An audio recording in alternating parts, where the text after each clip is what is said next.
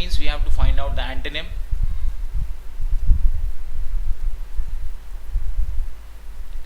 The word is heighten. The meaning of the word heighten means to increase something. heighten का मतलब हो गया किसी चीज़ को बढ़ाना, उसे और इंटेंसिफाई करना.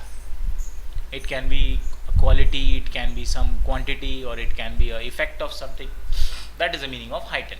Means to increase. Heighten means to increase.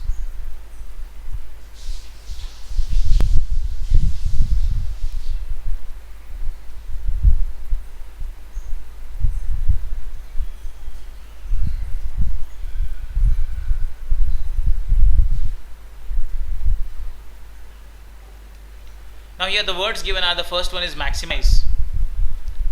This is the synonym of the word heighten, because maximize also means to increase something, or to increase something to a level where it is at its greatest possible limit. So this is the synonym.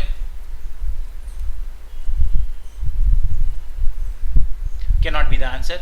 Widen. Widen का मतलब होता है बच्चों to make something broad. किसी चीज़ को और broad करना, किसी चीज़ को और बड़ा करना. Broader will be a much better sense. तो heighten का तो ये meaning हमारा antonym नहीं हो सकता. It means to make something broad or to broaden something. Decrease. Decrease means to decrease something. किसी चीज़ को कम करना, either in value or maybe in quantity or in amount or in intensity or an emotion, right? So this will be our answer. It is the opposite of heighten.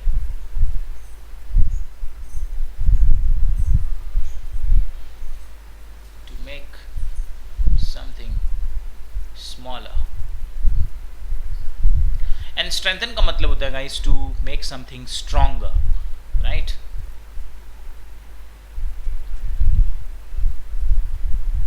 To make stronger. So in this question our answer will be option number C, decrease.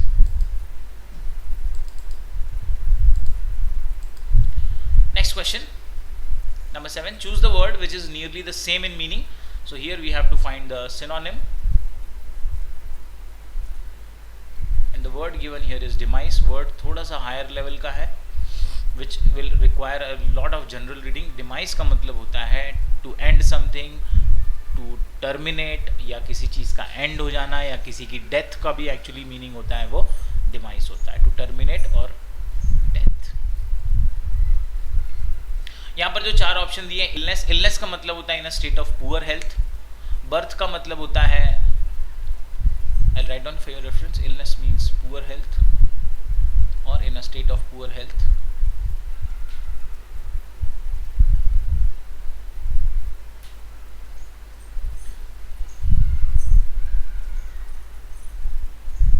ना birth का मतलब the process of being born. Born होने के process को हम birth बोलते हैं. Rebirth का मतलब होता है the process of being born again, और रीबर्थ को आप ऐसे भी यूज़ कर सकते हैं, means for a new start, right? किसी चीज़ की नई शुरुआत होना, या उसके अंदर एक ट्रांसफॉर्मेशन होना, या rejuvenation can also be another synonym for that. And death will be our answer, option number.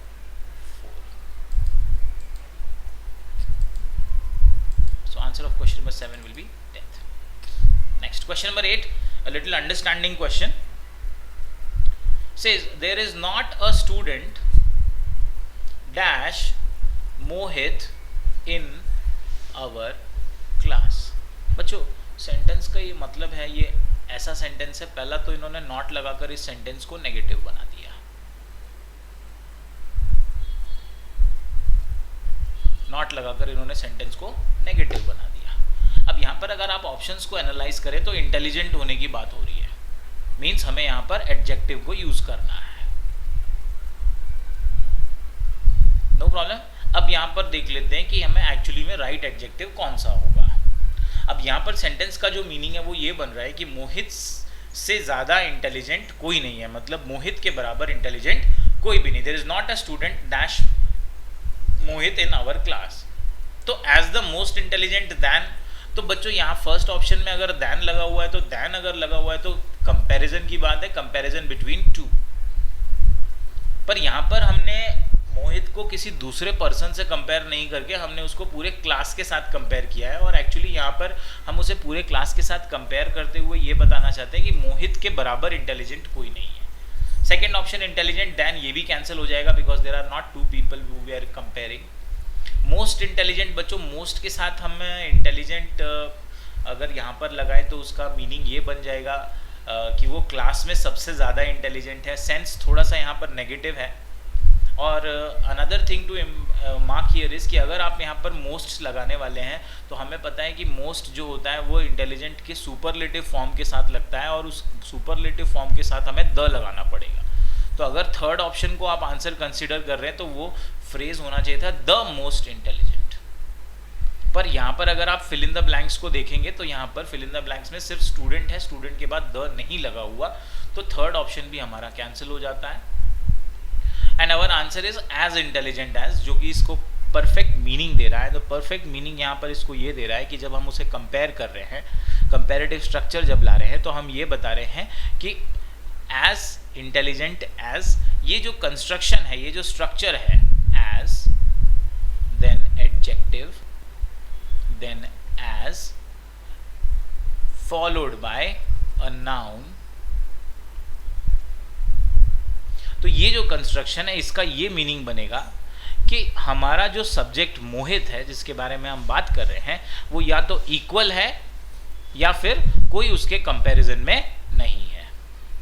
The structure as adjective as, इस स्ट्रक्चर को हम एक पॉजिटिव सेंटेंस में भी यूज कर सकते हैं, नेगेटिव सेंटेंस में भी यूज कर सकते हैं, और क्वेश्चन पूछने के लिए भी यूज कर सकते हैं।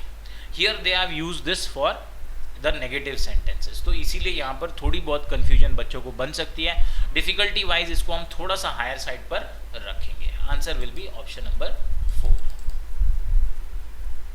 Next question number 9, choose the most appropriate word to fill in the blank. तो बच्चे आप यहाँ पर देखिए कि पहले फिल इन द ब्लैंक्स दिया हुआ है, बाद में क्वेश्चन मार्क दिया है, और उसके बाद सेंटेंस है you have done well. Exclamation mark देखते ही हमारे मन में जो पहला थॉट आ जाता है वो आ जाता है कि ये इंटरजेक्शन का यूज़ है। और इंटरजेक्शन के यूज़ वैसे तो हमें बहुत ही सिंपल लगते हैं, पर यहाँ पर थोड़ा सा उन्होंने पजल कर दिया है, क्योंकि अगर आपको इंटरजेक्शन का यूज़ ये नहीं समझ में आया कि कौन सा इंटरजेक्शन कहाँ पर यूज़ करना है, तो थोड़ी सी आपकी मिस्टेक हो सकती है। जैसे मैं बताऊँगा यहाँ पर स्टूडेंट्स को कहाँ पर कन्फ्यूजन हुई होगी। सबसे पहला जो ओ ऑप्शन है, ओ को हम तब यूज़ करते हैं जब हमें कोई सरप्राइज हो, या अगर हमें कोई पेन की फीलिंग हो। तो यहाँ पर तो हमें ना तो सरप्राइज हो रहा है ना हमें कोई पेन हो रहा है। यहाँ पर जो सेंटेंस का यू हैव डन वेल, मतलब हम उसके बारे में उसको प्रेज करना चाह रहे हैं कि तुमने बहुत ही अच्छा किया है, तो यहाँ पर ओ हम यूज नहीं करेंगे। The next option is oops।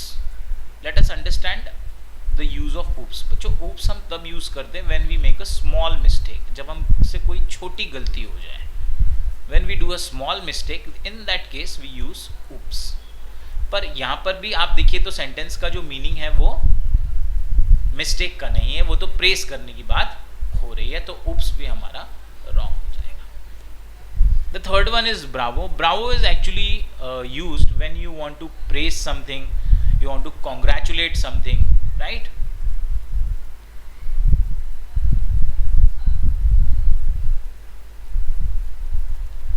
So here it will fit perfectly, क्योंकि हम यहाँ पर उसे congratulate या उसे praise करना चाह रहे हैं that you have done this very well, और आपने बहुत अच्छे से ये काम किया है। So answer will be option number 3। अब जो कन्फ्यूजन आता है बच्चों, कन्फ्यूजन आप कई बच्चों को शायद एलएस में हो गया होगा, क्योंकि एलएस का जनरली क्या है, मीनिंग हम समझते नहीं है। हम देख लेते हैं कि हाँ एलएस एक वर्ड है और ये एक इंटरजेक्शन है, और हम उसका एक दो एग्जाम्पल देख लेते हैं, पर हम ये नहीं समझते कि एलएस को यूज़ कहाँ पे किया जाता है। एलएस को यूज़ किया जाता है टू एक्सप्रेस अ सॉरो। कोई दुख की बात आपको बोलनी हो तब आपको यूज़ करना है एलएस, या अगर आपको किसी चीज़ से कोई रिग्रेट हुआ हो, या अगर आपको कोई अनफॉर्चुनेट चीज़ आपके साथ हुई हो, कोई आप डिसअपॉइंटमेंट हुआ हो, तब हमें यूज़ करना होता है एलएस को। यहाँ पर एलएस को हम यूज़ नहीं करेंगे, because what we are trying to do here is we are trying to congratulate him, और rather we want to praise him. No problem. Question number 10। Question number 10 says, it has been raining dash since the last 7 hours. It has been raining dash since the last 7 hours. अच्छा बच्चों, sentence का meaning ये है कि ये बारिश हो रही है लास्ट 7 आवर्स, मतलब पिछले 7 घंटों से. एंड नाउ यू अंडरस्टैंड कि अगर पिछले 7 घंटों से बारिश हो रही है मतलब बहुत ही ज़ोरों की बारिश शायद ये हो रही है, काफ़ी लंबी ये बारिश हो रही है. जो बारिश का जो अमाउंट है, जो क्वांटिटी ऑफ रेन है, वो क्या है, बहुत ही ज़्यादा है. तो हमें यहाँ पर जो ईडियम लेना है, दिस इज एक्चुअली ईडियम. और इस बार भी आप देखो ईडियम को भी इन्होंने चेंज कर दिया है, इन्होंने फिल इन द ब्लैंक्स के फॉर्म में ईडियम दिया हुआ है डायरेक्टली. पहले इसके पहले के प्रीवियस ईयर्स में आप देखिए तो ईडियम्स हमें डायरेक्ट पूछ लिए जाते थे कि हाँ इस ईडियम का मतलब क्या होता है, पर यहाँ पर इस बार उन्होंने फिल इन द ब्लैंक्स या एप्लीकेशन ओरिएंटेड पूछ लिया है. तो सबसे पहले हमें चारों को समझना होगा. The first one is hue and cry. तो बच्चों ह्यू एंड क्राई को तब हम यूज़ करते हैं जब आपके पास कोई बहुत ही बड़ा प्रोटेस्ट हो रहा हो, जब कई सारे लोग मिलकर कोई बहुत बड़ा प्रोटेस्ट कर रहे हैं, जब सब कई सारे लोग मिलकर सामने कोई आंदोलन वगैरह इस तरह की सिचुएशन को जब यूज़ कर रहे हैं, है ना, कोई बहुत सारे लोग बहुत बड़ी कोई कंप्लेन करने आए हैं, तब उसको बोलते हैं ह्यू and cry.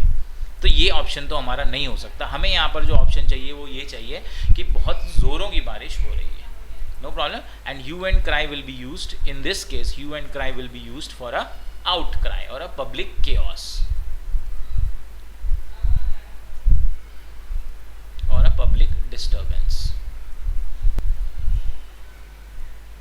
The second is far and wide. बच्चों far and wide का मीनिंग बहुत ही क्लियर है, जो लिखा है वही इसका मीनिंग है. far and wide का मतलब होता है when something is spread over a large area. जब कोई चीज़ बहुत ही लार्ज एरिया में स्प्रेड हो जाए. Spread over a large area.